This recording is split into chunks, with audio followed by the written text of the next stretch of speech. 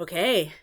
Hello, Aquarius. Welcome to Catalyst Energies. Welcome to your new moon astrology forecast. We are going to be looking at the new moon in Pisces, which was on March 2nd, 2022, and look at the major astrological themes for Aquarius rising, Aquarius moon, and Aquarius sun up till the full moon in Virgo in particular. This is these forecasts, these are bi-monthly, they are per sign, and if you're interested in continuing to have access to these reports and you find them valuable, you may want to consider checking out the Starseed Fellowship through your subscription on Subscribestar. There's a link in the description box below. These particular new and full moon astrology forecasts are going to move to this platform of subscribers because we're working to build this fellowship.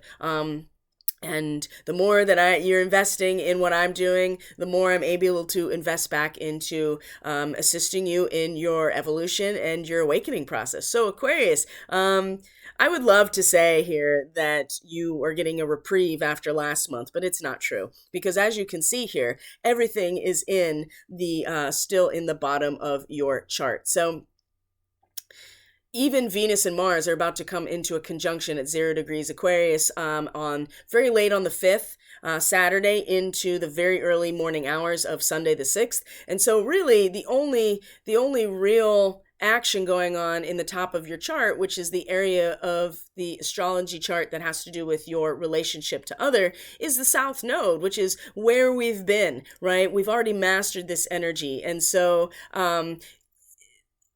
and there will be, in particular, there will be aspects to look into as we move through these next 2 weeks with the nodes and with, where all the action is, which is really your second house of resources. And this is where the new moon is happening or has happened, conjunction with Jupiter. The sun and Jupiter will be in an exact conjunction the weekend of the 4th, 5th, and 6th. And is in a sextile to your ruler, which is Uranus.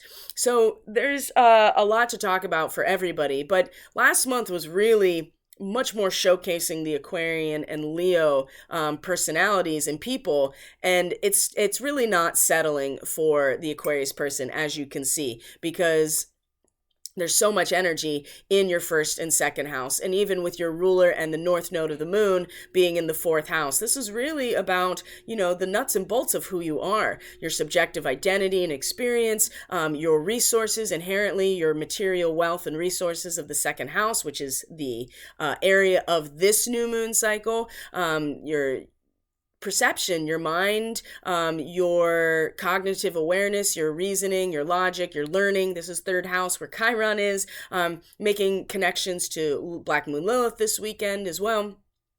But really, Uranus and the North Node, or Rahu, right, the soul's direction for evolution is in the 4th house of where your personal power comes from.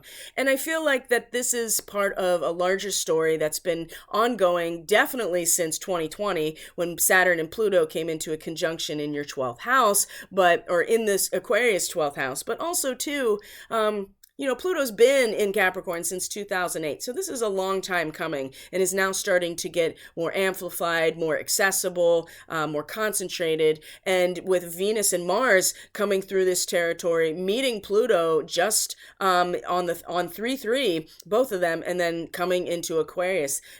These planets are very personally accessible to the individual. Mars is the divine masculine, the action, the ambition, the drive, the courage, the penetration, right? To act on our own self-interest through a healthy ego or an unhealthy ego. It's very warrior-like. And Venus is our sensitivity to the world around us. So, and they both rule your 3rd and 4th house, right? And so there are a lot of old stories, karmic stories, multidimensional experiences that have been coming to a close and going through a powerful overhaul for the last 2 years for sure. And it's really reaching ahead now because when Pluto comes into Aquarius, that is going to be a time of incredible power for the Aquarian person. There will be massive demolition at an identity level, and that will go on for years, right? As Pluto moves through Aquarius. So it's important that we are acknowledging,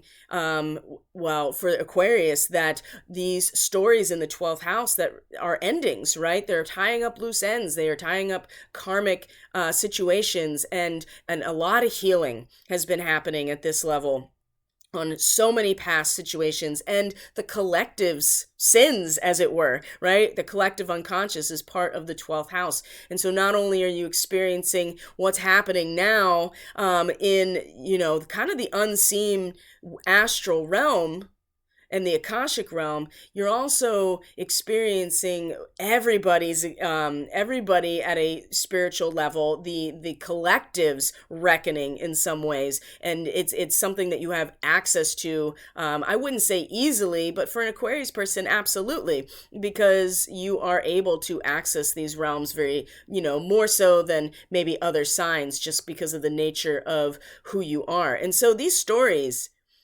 lots have been cleared. They're cutting away, fulfilling contracts, healing old wounds, coming to terms with them, and not just in your own past, but in your family's past, in the past of the collective, in the spirit and the soul of the collective. So you want to be clear, right? The Aquarius person wants to be clear of these identities and all of these karmic contracts, and really put to sleep and put to an end all of these cycles. Because when Pluto comes into Aquarius, you want it to be a clear experience of identity. Now, speaking of identity, you have Saturn here, Mercury and Saturn in a conjunction at the time of this new moon, which is on the 2nd. So, and we're going to move through, and we'll address the new moon, its connection to Uranus, and then go through the 2 weeks leading up to the full moon, because this is really about resources for you, Aquarius, for the Aquarius person, because the full moon in Virgo in the 8th house, and your inherent resources. So before we get to that, let's talk about Saturn here. Saturn is the co-ruler of the 1st house. It also rules your 12th house as well. So this is authority, this is structure, this is form, this is limitation, this is the Lord of Time, right? This is the, like laws of gravity, laws of thermodynamics, things that are in, that represent the very, not so much the fabric, but the laws in which the fabric of reality operates under, right? This is Saturn. It's unmovable, it's unbreakable, and it does represent time.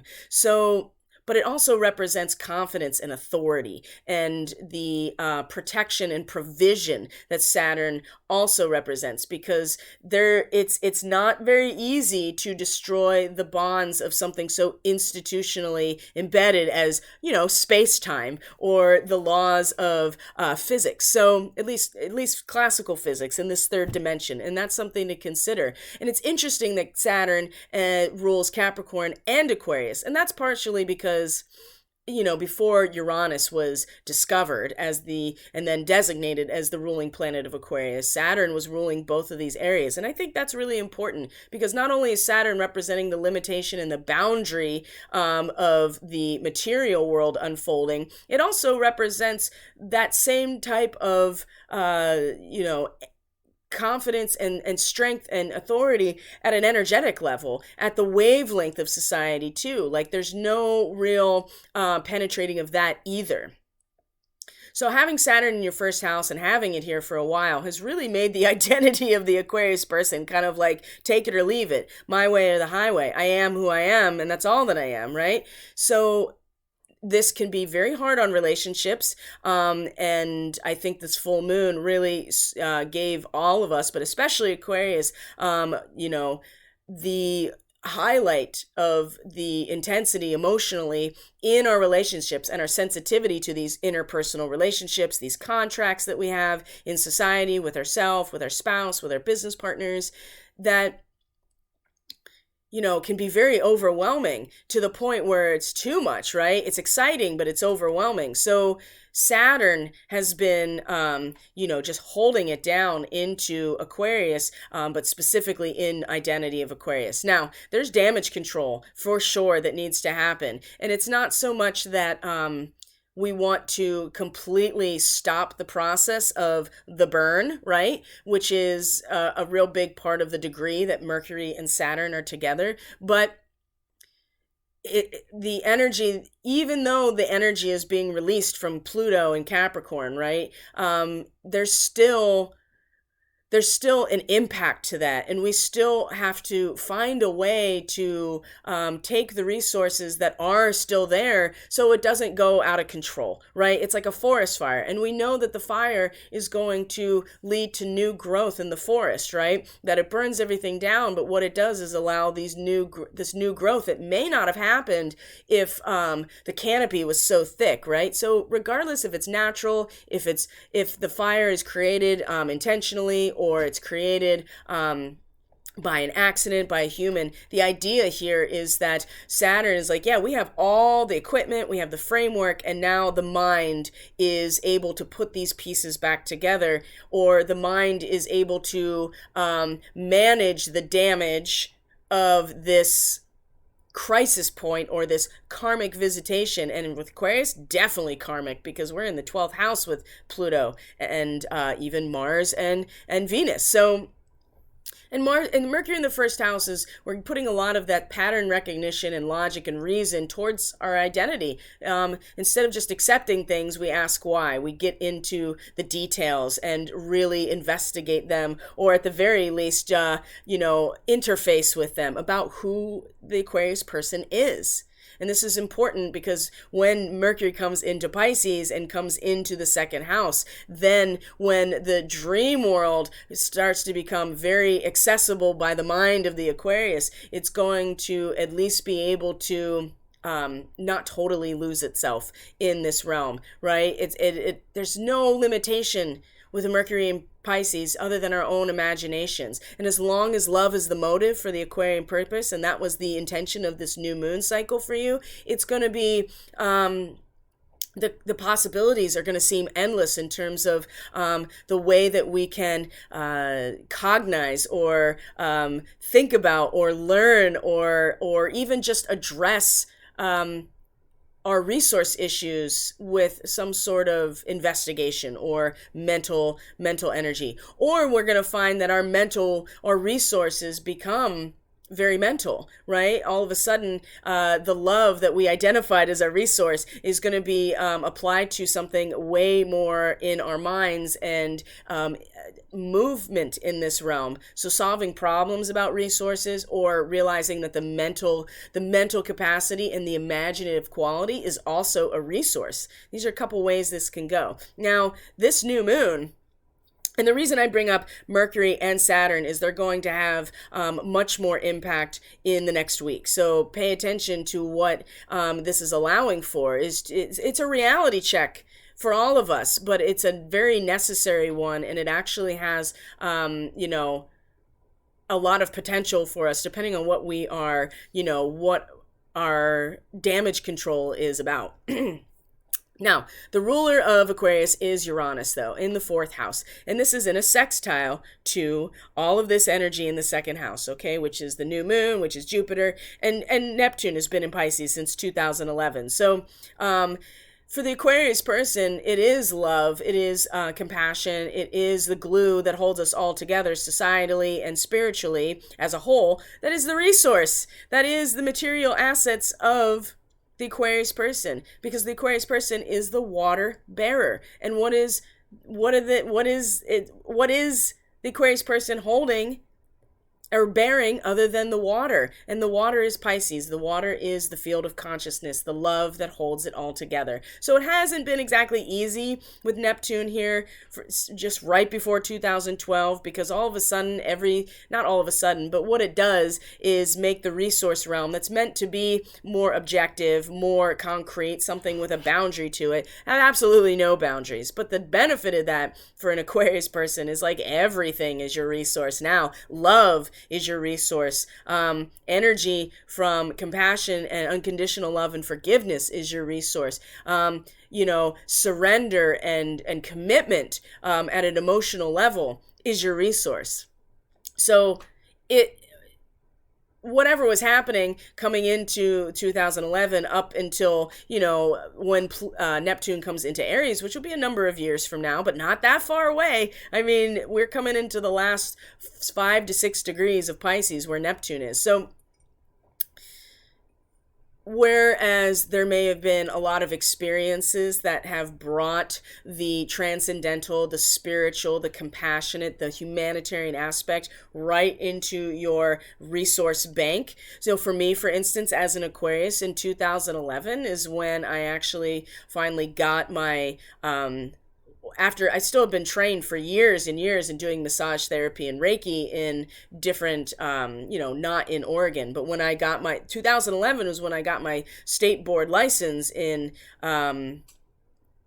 massage therapy, and that was the beginning of my journey going into the healing arts. I'd been in social work for the last 10 years leading up to it. So that's an example. And now it's like starting to have a symbolic reference. It's starting to solidify into an intention, into something personally that we can grow, something we can identify with. So the ruler of Aquarius being in sextile here is about, it has not been easy. There has been a lot of crisis in the private life, the personal life, the home, the family of origin, and I can attest to this personally, and I'm sure many of you can. And the thing about Uranus is that for the Aquarius person, the crisis, it's almost like, it's not that we thrive off of it, it's just that we know inherently that it's the radical shift or the reorientation or the crisis or the moment of things flipping on their head that actually activates and triggers awakening. So it's been a little bit easier, I think, for the Aquarius person with the Uranus connection. But what it also is doing is the fact that the matrix has been glitching in material reality is waking us all up and allowing us to see, like, oh, I didn't even know there were other options of resources and material reality and a sense of value and worth. And in fact, it's because of Uranus that you have the option to even window shopping. Like, oh, I didn't know there was anything else in terms of objective reality. For the Aquarius person, it's this reality. It is the planetary rhythm, the planetary grid, the systems of value and worth in a natural setting that are where you really derive your power from. So there are crises in this area, and there will continue to be some, but it's the intention of love is the motive in the second house, with Jupiter as like this larger than life representation that is the descent of the spiritual meeting the ascent of the very material in the fourth house for you. It's like your root system meets the love of it's like the root system is able to thrive because of the water of love, the glue that holds it together. And it kind of allows the Aquarian consciousness to start going deeper and to identify where the root system truly is. And in fact, this is where Rahu, or the North Node, is in the fourth house as well. So the direction of the Pleiades that we're all being pulled towards at a soul level to evolve and wake up and to ascend and awaken is also in this area of where's your personal power, Aquarius. These are the themes that are really prevalent and relevant to right now. So sometimes I think, and especially with the South Node being in the 10th house and Scorpio, in that area of personal and professional life and public persona, this is something that is definitely been mastered at a karmic level and has lots of value and momentum. But the area is personal power, private power, where you're drawing your power from. It's really important that Aquarius is taking this to heart, because without this, as things progress on and then we come into the spring and especially into the summer and fall, when things are moving to the top of the chart, you're going to want to have really assessed where your power is as a a function of this new moon. And the moon's coming into Aries, right? It's going to be Chiron, and then we're coming into a vernal equinox during this whole lunar cycle. So our first real challenge here, as I'm going to point out, is as always, is when the moon comes into its first quarter. And that's where we are personally challenged. This is always a crisis, some sort of personal crisis point that we have when the moon comes into that territory of sorry, I'm just bringing it's on the 10th. It's a crisis in action. Okay, this is where we all are going to have our moment about being tested in some ways. What are we going to do when we start feeling a different way about and be challenged in a very personal way with the intentions that we set at the new moon? This is always what happens. So for Aquarius, this is happening in the 5th house with in Gemini, with Black Moon Lilith in tow. And this is in the area of creative expression, right? The Aquarius person is really finding their joy and passion, their lust for life, and their romance and dating, right? As a Gemini, this is in the realm of ideas, mutable air. That's what Gemini represents: discovery, curiosity, working with the written word, working with ideas. And it's through ideas that the Aquarius person truly express their own unique signature of their voice and finds real joy in working with ideas. I can also attest to this at a personal level, as do all, I'm sure, Aquarian people, especially Aquarius rising people. Now, you made a commitment to a resource that is inherent to you, that is valuable to you. And there's a certain amount of trust and surrender in Pisces that we, are meant to really accept when we make this commitment to being valorous, right? By stepping into this avatar of courage and being an instrument, and so of God's will or your higher self. And so it's your resources, the resources in the world around you, your wealth and asset, just as a person, is the instrument that allows your higher self or God's will. Again, love is the motive. So, but there's a certain amount of trust that it's all about the timing. And at the right time, everybody, the table is set. And at the right time, everything's going to come together. Now, if you're really stressing about your actual resources, it's going to be really hard because there is going to be a tendency here with this first quarter moon, just like with all of us, to kind of like revert back. It's almost like we're going to start doubting the commitments or the intentions that we set because we don't want to give up the multiplicity of ideas or options or realms to explore. And that has a lot to do for the Aquarius person in all kinds of things. This may have to do with, not wanting to commit to any one source of resource or material wealth and find it's almost primal, right? With Black Moon Lilith involved, almost this primal urge and a strong urge with the moon to find emotional security or to engage in this kind of self-preservation when it comes to all of the potentials of how you could express yourself, right? How you could express yourself authentically, creatively. And this is going to be a doubt moment, right? And we may find, and many people may find themselves kind of like coming back and giving up or not trusting what they've intended for and not trusting and not wanting to be there's not going to be a lot of patience here, and instead of waiting for everybody to show up to dinner, you're just going to go up to the buffet and load up your plate so you can feel a sense of emotional security here, and even like a strong primal urge to be heard and to be acknowledged as well, right? Lilith will be heard. She demands it, right? And that's that part of ourself that is so deep that we often don't even realize it's there. So there may be some very the moon in the 5th house, it's very poetic, it's very magical, right? The expression is very dreamy and fluid and fantastical. And there, again, this may be, falling into some sort of escapism by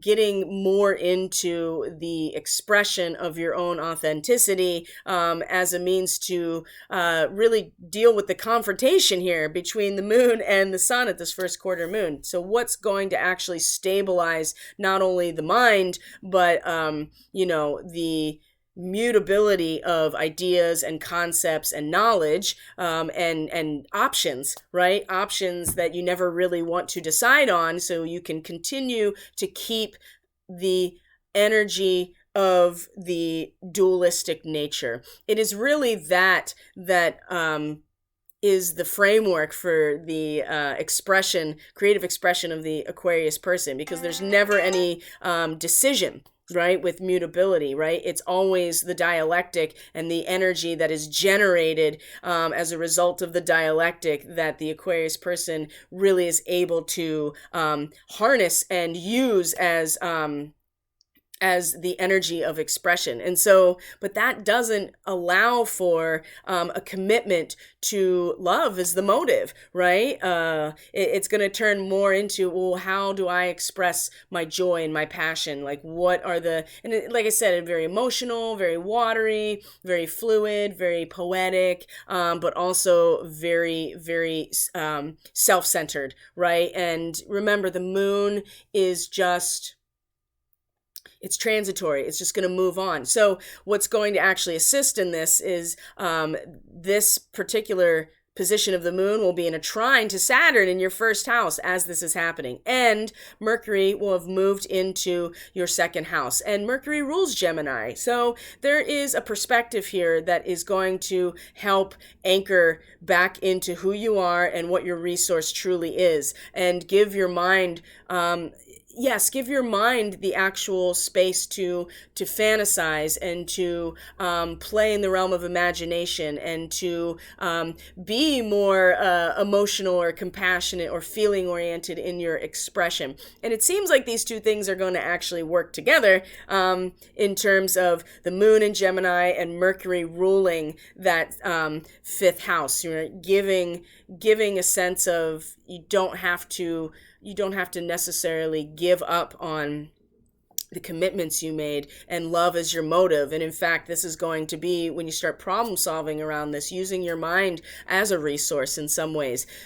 But it's the trine over to Saturn at this point that is really important, and is going to provide a very firm emotional security with your identity. And there will be something here that you've been working on with who you are and your subjective reality here that is going to show itself as some hope, right? And it's really going to anchor you emotionally. So there isn't just this, this almost self-centered and emotionally kind of like, just emotionally focused on one's own self and one's own expression. And, what about me, right? Well, it is about you, but it's about you, Aquarius. It's about Aquarius in a way that is much more structured, much more authoritarian, and take that as, how about authoritative, right? And it's got a strong form. It's got some conviction behind it. It's not going anywhere.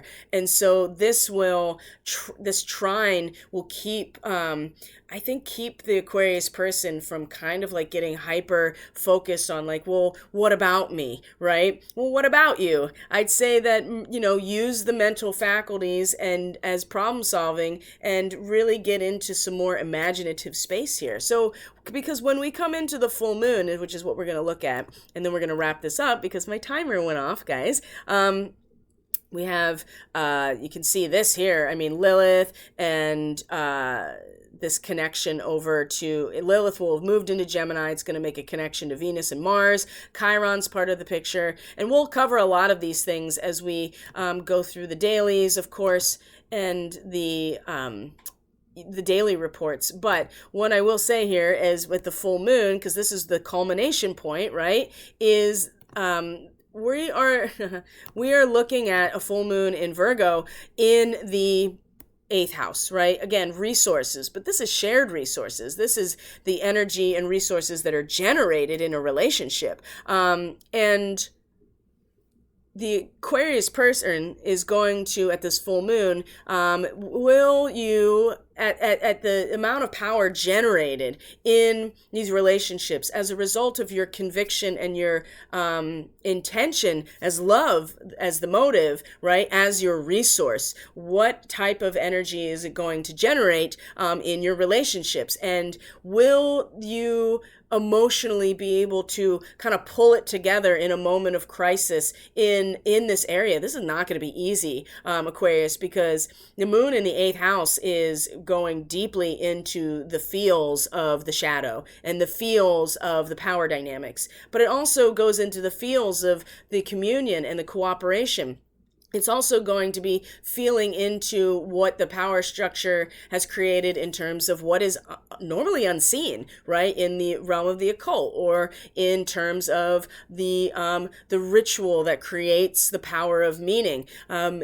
Individually, for all of us, I mean, we are going to get a very clear view emotionally back to ourselves if we can pull ourselves together with some sort of emotional integrity in the face of some sort of crisis, without losing ourselves, but also executing this amount of incredible mastery of self, which is what Virgo really represents. And it's going to have a lot to do with your resources. What is your resource, and what are you, what is it that you are offering to, eventually to relationship or to the world, okay? And this is why this resource oriented. So it very well could be so strongly connected to actual physical, like money and the economy, and the economy of your community or your household or anything like that. But I get the sense too that this is going to be very deep in experience, very deep in surrender and surrendering to the process, and will likely have the Aquarian person sinking very deeply into these unseen, hidden spaces, the shadows, the corners, and definitely the power dynamics that are generated in relationships. So it's going to be important that whatever comes about with the full moon, that you take it into consideration, that you are it's very easy to kind of lose yourself emotionally in this space, because you are starting to blend in with the depth of feeling that is involved with the cooperative effort, and you don't want to lose yourself entirely in this space, okay, Aquarius? But it's important that you acknowledge what's going on at this, and this is on the 18th. Now also Neptune is in the same house and making the connection to the nodes, and so if we are realistic about our true purpose, our dharma, then it also allows us to see our limitations, so that we're not like wasting our energy, or in this case our resources, and being able to centrally focus them on exactly the task at hand, which is coming back into a seed point, creating something new. The end of Pisces is starting to differentiate back into a singular seed point, a unique creation point of a seed that then starts the cycle all over again. Now, if we do nothing with this awareness and we just accept it, yes, it's going to show how we have done this in the past, right? In a public setting, right? In our career, in our mission. We've already, in some ways, we've already done this work of taking the peak experience and applying it to our everyday lives. Maybe we have been an example of this. Maybe we have been part of a structure that has done this at a very spiritual, or possibly, very spiritual and very inspiring platform. But it's, and that's going to be, you will see right into that, but that's the past, right? That's the past of our collective karma. This is the direction that we're all being directed towards, or being pulled towards, for soul evolution. And so the sextile, this is an activation. This is an investment into growing and evolving in the realm of your own personal power. And wanting to, having the fully committed to being here, fully committed to being in communion with the natural world, in communion with the bonds that really have developed your character, whatever that is. And it's going to be a realistic and acceptance of our dharma in terms of what resources do we actually have, and do they hold the signature of love and compassion. And it will, in fact, allow us to fully engage our soul's evolution into our personal power.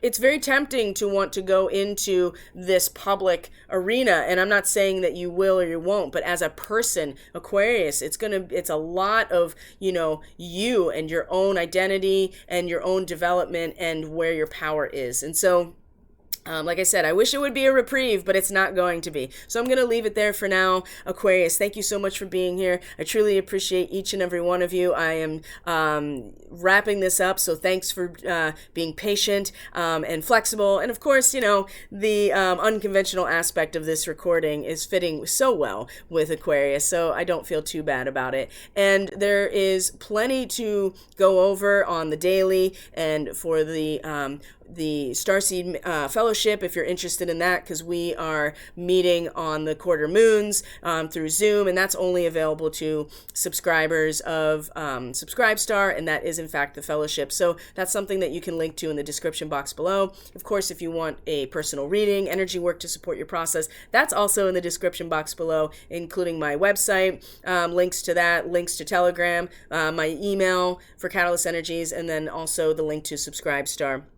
And also the Free Astrology Summit that is actually starting when Venus and Mars are in conjunction at 0 degrees Aquarius. So if you haven't registered for that and you want to see a talk of 30 different people, including me, talking about starseeds as the living bridge of embodying our star wisdom, you can also register for that for free in the link in the description box below. So Aquarius, thank you so much. I truly appreciate each and every one of you. I will see you on the next report, which is the full moon in Virgo on the 18th. Until then, see you later, Aquarius.